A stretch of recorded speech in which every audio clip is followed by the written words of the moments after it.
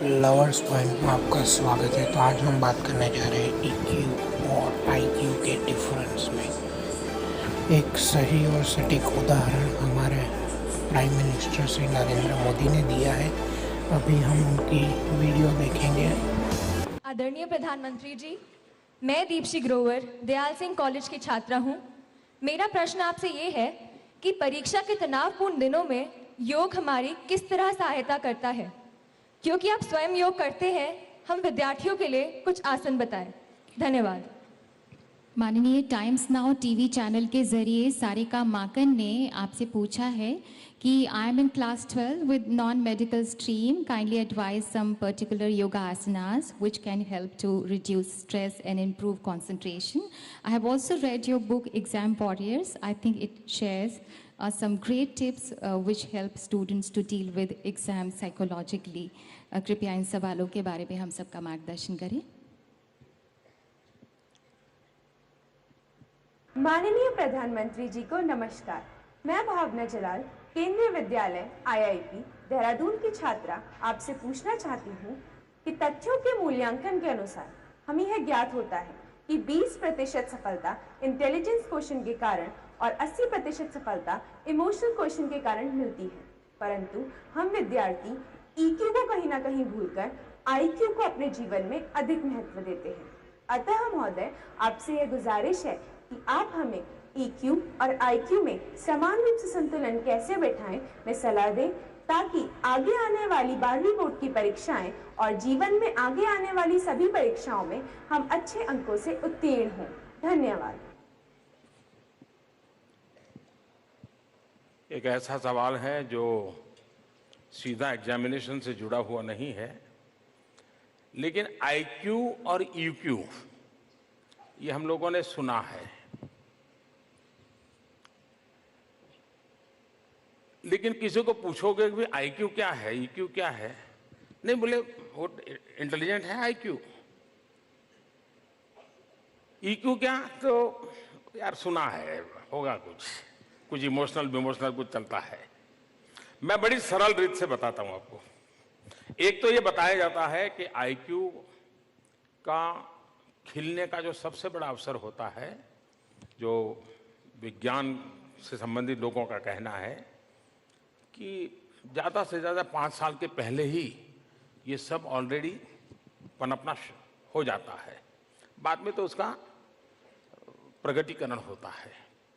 कोई बालक अपनी माँ उसको झूले में सुला करके गई है और उसको सुला करके उस झूले के ऊपर एक घुंघरू बंधा हुआ है और माँ ऐसे थप मार करके जाती है तो उसमें से घुंघरू की आवाज़ आती है। तो आपने देखा होगा वो बच्चा ये देखता है, 2 महीने 3 महीने 5 महीने का बच्चा होगा, वो देखता है कि माँ ने ऐसा किया तो घुंघरू की आवाज़ आई। अब माँ तो अपने काम में लग गई, लेकिन वो अपने पैर ऊपर कर करके उस तक पहुंचने की कोशिश करता है ताकि घुंघरू बच जाए। That is IQ। समझ आया? उस बच्चे ने 3 महीने बच्चे ने उसको पकड़ लिया और उस घुंघरू उसने कोशिश करता है, सोए सोए पैर मार के ऊपर ऊपर कोशिश करता रहेगा और रोएगा नहीं, कुछ नहीं करेगा, उसी में वो कंसंट्रेशन होगा उसका, क्योंकि उसने देखा है कि माँ ने ऐसा किया था, घुंघरू की आवाज आई थी जो अच्छी लगी थी, वो उसी को करता रहता। वो हो गया IQ। अब मान लीजिए माँ को बहुत काम है, बेटे को सो जाए तो अच्छा है, तो बढ़िया सा आवाज हो किसी की, बहुत ही अच्छा गाना गाने वाला CD हो, वो झूले के पास लगा दे ताकि वो गीत बजेगा तो बच्चा सो जाएगा। लेकिन बढ़िया से बढ़िया गायिका हो, बढ़िया से बढ़िया शब्द हो, बढ़िया से बढ़िया संगीत हो, लेकिन बच्चा रोना बंद नहीं कर रहा है। लेकिन माँ तुरंत किचन से दौड़ के आती है, अपना टेप रिकॉर्डर बंद करती है और खुद अपनी फटी आवाज से ऐसे ही गाना शुरू करती है, बच्चा सो जाता है। ये है EQ। ये जो उसके इमोशंस हैं, आवाज नहीं, शब्द नहीं, लहजा नहीं, सुर नहीं, स्वर नहीं, कुछ नहीं, जो इमोशंस कनेक्ट है। और इसलिए आईक्यू और ईक्यू दोनों का जिंदगी में संतुलित विकास अनिवार्य है। और यह भी सही है कि ईक्यू का बहुत बड़ा रोल होता है। ईक्यू इंस्पिरेशन का सबसे बड़ा स्रोत होता है। रिस्क लेने की कैपेसिटी भी ईक्यू से आती है। अब ये ईक्यू कैसे बढ़ता है? अगर हम ब्लड डोनेशन करने जाते हैं तो चलो भाई, किसी ने कहा था सब ब्लड डोनेशन मैं कर रहा हूं, लेकिन मैं जब ब्लड डोनेशन करता हूं, लेकिन पता चलता है कि यार मैं उसको पहचानता था, मेरा ब्लड तो उस दिन उसको काम आ गया, उसकी जिंदगी बन गई, मेरा आईक्यू ईक्यू में कन्वर्ट हो गया। क्यों? मेरा इमोशनल बॉन्डिंग था। हम जितनी संवेदनाओं से जुड़ी हुई चीजों से जुड़ते हैं, आपने देखा होगा, मैंने एक बार एक टीचर से पूछा था, ऐसे ही बातें कर रहा था, तो उनका एक नियम था कि वो किसी बच्चे का जन्मदिन हो तो वो बच्चों को आग्रह करते थे कि तुम आज अपने परिवार के साथ ऑर्फनेज में जाके आओगे, या किसी वृद्धाश्रम में जाकर के आओगे, या किसी अस्पताल जाकर के आओगे, लेकिन स्कूल आने से पहले तुम्हारा जन्मदिन मैं तब मानूंगा कि तुम जाकर के आए हो। उन्होंने अपने क्लास के बच्चों को आदत डाली थी। तो मैंने उनसे पूछा कि आप इसके पीछे आपका लॉजिक क्या है? उसने कहा साहब मैं तो उसके आईक्यू के लिए क्लास में बहुत कुछ कर लूंगा, लेकिन वो उसकी जिंदगी में उतना काम नहीं आएगा, लेकिन उसका इमोशनल बॉन्डिंग, उसकी संवेदनाओं का विस्तार होना जरूरी है। और इसलिए मैं बच्चों का जन्मदिन क्लासरूम में ताली बजा करके, केक काट करके, चॉकलेट बांट करके नहीं करता हूं। मैं उसको जहां दर्द है, दुख है, पीड़ा है, संवेदना है, उस जगह पर जाने के लिए प्रेरित करता हूं। और वो उस दिन जन्मदिन होने के कारण बहुत ही सेल्फ कॉन्शियस होता है, उसकी सारी मनस्थिति स्वकेंद्रित होती है, और इसलिए वो जो भी करता है वो बहुत ताकत के साथ रजिस्टर होता है।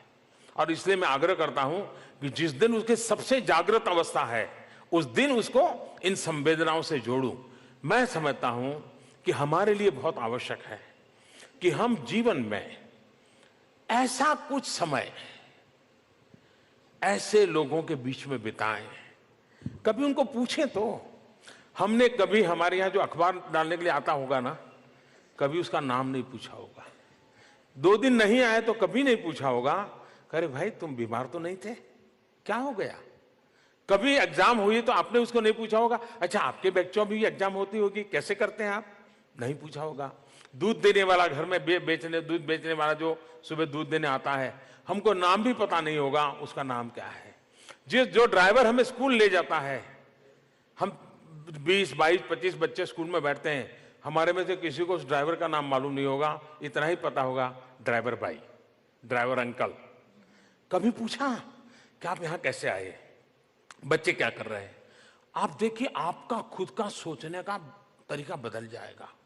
हम समाज के इन लोगों से जितने संपर्क में आते हैं, इतना हमारा ईक्यू बहुत ही शार्पन हो जाता है, बहुत शार्पन हो जाता है, जो हमारी जिंदगी के एक सेंस ऑफ मिशन जिसको कहें, सेंस ऑफ मिशन को बनाने में वो बहुत बड़ा रोल प्ले करता है।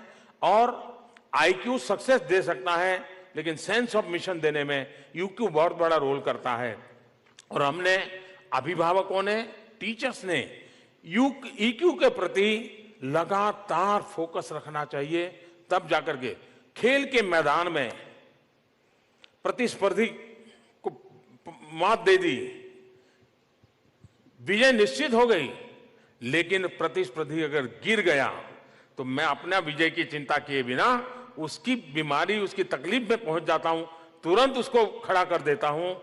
मैदान में हूं, हार जीत का फैसला होने वाला है, लेकिन मेरी मानवीय संवेदना कहती है अरे छोड़ो खेल, वो गिर गया है, मैं पहले उसकी मदद कर दूं।